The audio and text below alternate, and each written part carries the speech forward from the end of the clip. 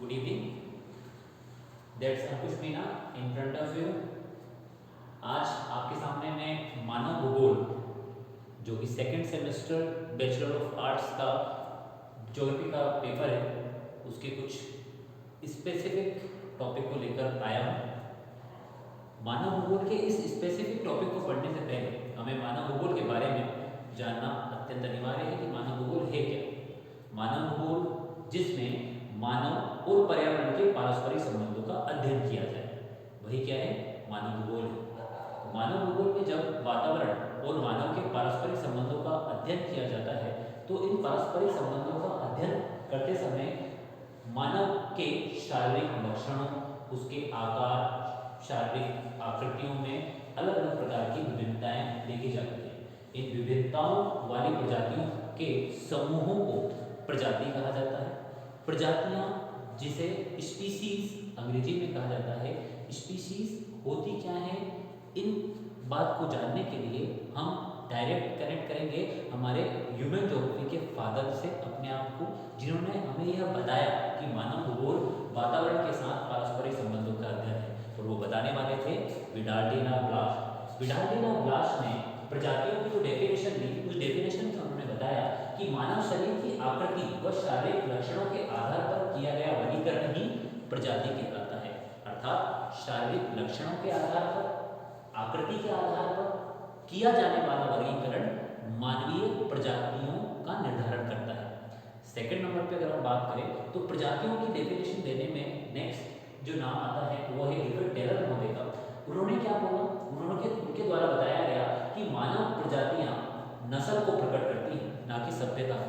यहाँ पर यह बात समझना अत्यंत अनिवार्य है कि सभ्यता अर्थात हमारा पहनावा, कल्चर इत्यादि, यह प्रजाति की विशेषता नहीं है। प्रजाति शारीरिक लक्षणों के आधार पर निर्धारित की गई है। तो प्रजातियां क्या हैं?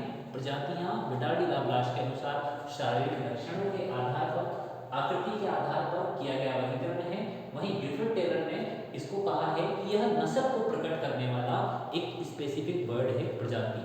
जबकि हम यहाँ पर बात करें कोबर की डेफिनेशन की, तो कोबर ने अपनी परिभाषा में प्रजातियों को इस प्रकार से बताया है कि प्रजाति एक मानव युक्त जीव शास्त्रीय धारणा है।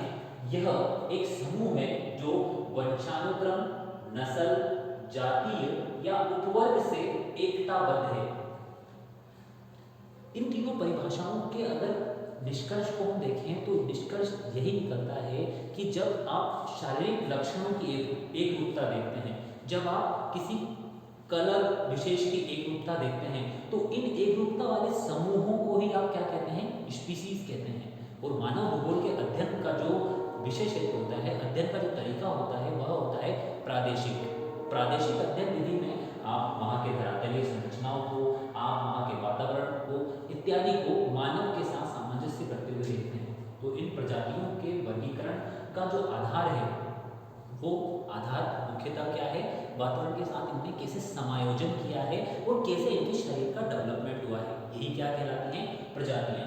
प्रजातियों को अगर हम देखें तो मुख्य रूप से हम लोग भी 3 प्रकार की प्रजातियों को जानते हैं, क्योंकि सबसे फर्स्ट हमारे दिमाग में अगर प्रजाति आती है तो हम डायरेक्ट कलर के अकॉर्डिंग उसको डिफाइन कर देते हैं।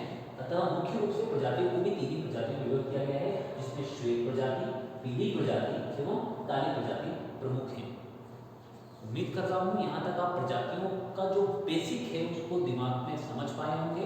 अर्थात शारीरिक लक्षणों के आधार पर, आकृति के आधार पर किसी विशेष समूह को प्रजाति कहा जाता है, किसी विशेष वर्गीकरण को प्रजातियां या स्पीशीज कहा जाता है। वर्तमान समय में पाए जाने वाली प्रमुख प्रजातियों के कुछ नामों को आज क्लास में हम लास्ट में रिपीट करेंगे, जिससे कि इन नामों से हम हैबिचुअल हो जाएं और इन प्रजातियों के बारे में जान पाएं।